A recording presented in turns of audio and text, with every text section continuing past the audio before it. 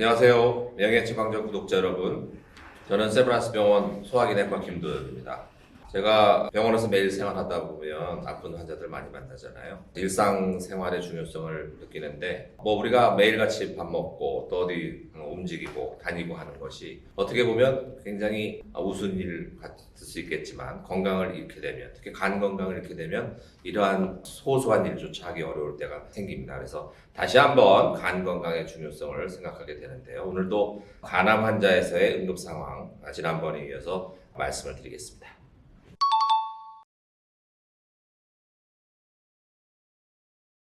간암 환자도 기본적으로는요, 그 기저에 간경변증, 비형간염, 지형간염 이런 걸 갖고 있죠. 그래서 간암 환자라도 응급실로 응급 상황이 생기는 경우는 많은 경우에 있어서 이 간경변증 합병증으로 오는 분들이 많습니다. 간암 치료를 받다가 간 기능이 떨어져서 복수가 찬다든지, 또 식도정맥류에 출혈이 생긴다든지, 또는 신장 기능이 나빠진다든지, 또는 간성 혼수가 생긴다든지. 그래서 실제 간암 환자라고 하더라도 응급실에 오는 분들의 많은 분들이요, 이 간암 특이적인 합병증보다는 이 간경변증이 악화로 오는 분들이 더 많습니다.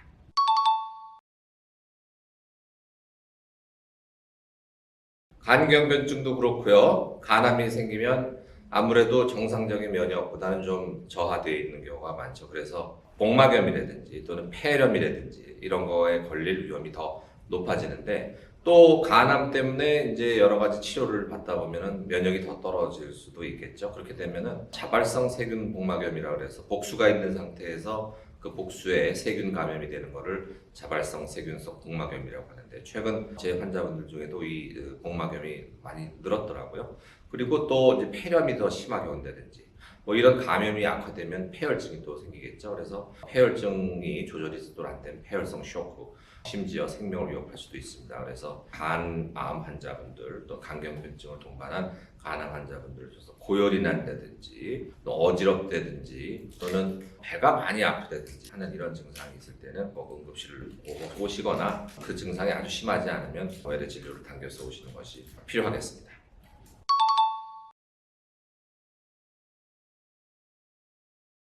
많은 분들이 간암 병이 진행했을 때 통증을 무서워하는 분들이 있는데, 사실은 간암이 그렇게 통증을 많이 유발하는 암은 아닌데, 그러니까 어떤 분들은 간암이어도 전혀 통증이 없는 분들도 꽤 많습니다. 근데 통증이 심하게 나타나는 경우는요, 대부분 뼈에 전이가 되어 있는 경우인데요. 특히 척추뼈라든지 골반뼈에 전이가 있으면 굉장히 통증을 많이 느끼게 됩니다. 그리고 어떤 경우는 뇌로도 전이가 생길 수 있죠. 그럼 뇌에 전이가 되면 뇌압이 올라가기 때문에 굉장히 극심한 두통을 호소한다든지, 또 구토 증상이 나타날 수도 있고요. 그래서 이와 같이 주로 신경계를 침범할 때 뇌라든지 또는 척추에 전이가 있으면 꽤 통증을 많이 호소하게 되는데, 그 외의 경우에도 임파선 있죠. 림프절이라고 하는 우리 몸에 전신에 흩어져 있는 혈액과 나란히 갑니다.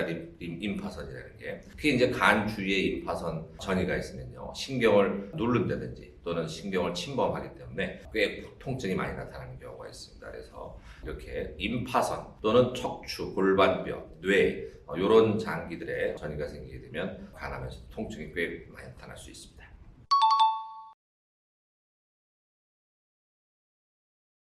간암 치료 편에서 또 자세하게 말씀드리겠지만요, 이 색전술이라는 거는 그 간암을 둘러싸는 굉장히 풍부한 많은 혈류를 차단시키는 겁니다. 그러니까 혈관을 인위적으로 막아버리는 거기 때문에, 우리 피부도 말이에요, 혈액 공급이 잘 안 돼서 피부가 썩으면, 괴사되면 굉장히 통증이 심하잖아요. 그래서 간암이라는 치료 중에서 이 색전술도 인위적으로 이렇게 혈관을 막아서 조직을 괴사시키는 것이기 때문에 통증이 나타날 수밖에 없습니다. 그래서 시술 당일날 보통 시술을 받고 이제 병실로 올라오시잖아요. 그 당일날 그 통증이라든지 구토가 제일 심하고, 그 다음에 이제 다음 날부터는 보통 이제 많이 가라앉죠. 진통제를 투여한다든지 해서. 그래서 집에 가실 때쯤에는 대부분 다 통증이었는데, 어떤 분들은 입원하고 계실 때는 통증이 없다가 집에 가서 뒤늦게 통증이 나타나는 분들도 있습니다.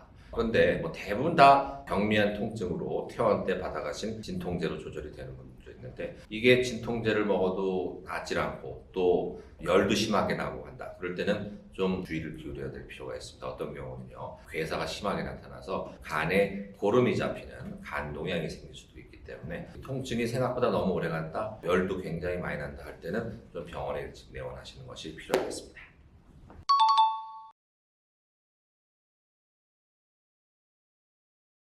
가령 지방에 사는 분들이 서울하고 거리가 멀다고 할 때요, 세브란스 병원을 다니는 분이다, 제주도나 부산처럼 집이 병원하고 먼데 응급 상황이 생겼습니다. 정맥류 출혈이, 실제 그런 상황이 많고요. 정맥류 출혈이 생기면 출혈이 있는 채로 서울 몇 시간씩 걸려서 오는 건 너무나 위험한 일이잖아요. 그래서 보통은 근처 병원에서 출혈이 있을 때 거기에 대한 이제 응급 대처를 하시는데, 하고 나서 이제 안정된 후에 두 가지 상황이 있을 수 있겠죠.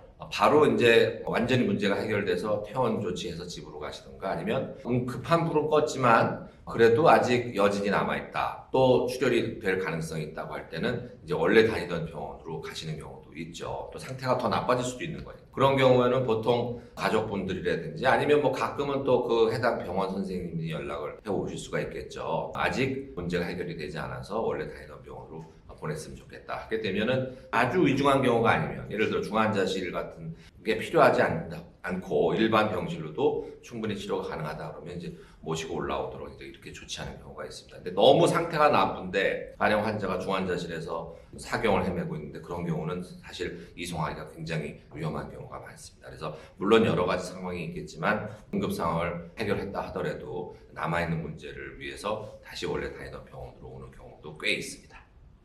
지난번에 이어서 간암 환자에서 생길 수 있는 응급 상황에 대해서 간단하게 정리해드리자면, 지난 편에는 주로 간암 파열에 대해서 말씀을 드렸었고요. 이번 편에서는 통증이라든지 또 감염에 대한 문제, 또 응급조치 후에 추가적인 문제가 생겼을 때 대처법에 대해서 말씀을 나눠봤습니다. 또 언젠가 간암 환자 응급 상황 또 모자란 부분이 있으면 다시 한번 말씀을 드리는 순서를 갖도록 하고요. 오늘도 우리 명예처방전 구독자 여러분, 간편한 생활 보내시고 모두 안녕.